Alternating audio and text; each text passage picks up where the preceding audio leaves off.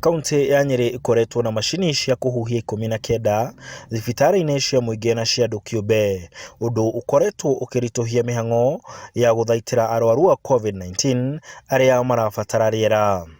Nginyagia rĩu andũ 48 nĩ makuĩte kumana na mũrimũ ũyũ kauntĩ-inĩ ya Nyerĩ.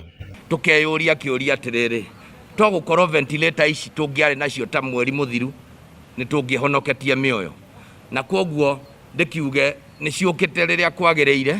No thutha wa kũrehwo kwa macini ici, arwaru makĩria mahota gũteithĩka gũtangĩkĩrwo marĩ thibitarĩ-inĩ nĩ ũndũ wa ũteithio ũyũ wa USAID. Mũthĩ twarehe 14 ventilator 14 na nĩ ventilator special mũno tondũ to iria cingĩikuo ICU ici no ikuo nginya nĩ ambulance kũhota ningĩ mũndũ kũhota gũkorwo agĩthiĩ kuma handũ hana agĩthiĩ hana.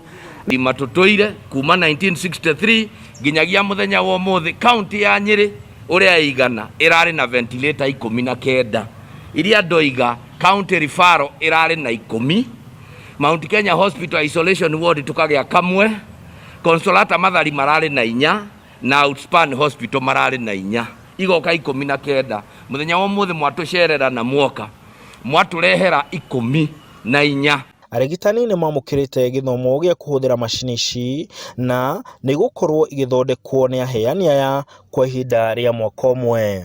Trainete aruti a wĩra a Nyerĩ gũtũmĩra macini ici na nyingĩ gũcithondeka gĩcikorwo cina thĩna, na harĩa hagĩkorwo hena thĩna matangĩhota hena warranty ya mwaka mũgima ya macini ici. Macini ĩmwe nĩ mirioni 1.2, rĩu icio 14 icio nĩ mirioni 13 cihetwo andũ a Nyerĩ.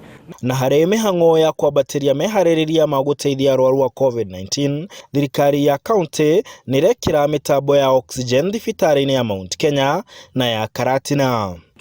Tũrageria harĩa tũrahota, twĩna thibitarĩ 2 ya Karatina na thibitarĩ ya kũndũ gwĩtagwo Mount Kenya. Thibitarĩ icio nĩ tũrambĩrĩirie program ya gũciĩkĩra piped oxygen ĩrĩa ĩthiaga nginya marĩrĩ-inĩ, na rĩu twetereire oxygen plant iria igwĩkĩrwo ĩmwe Karatina na ĩrĩa ĩngĩkĩrwo Mount Kenya ogetha tugerie kũhũrana na mũrimũ ũyũ wa COVID-19. Handũ-inĩ ha Inooro TV, ndĩ kauntĩ ya Nyerĩ, njĩtagwo Martin Mũnene.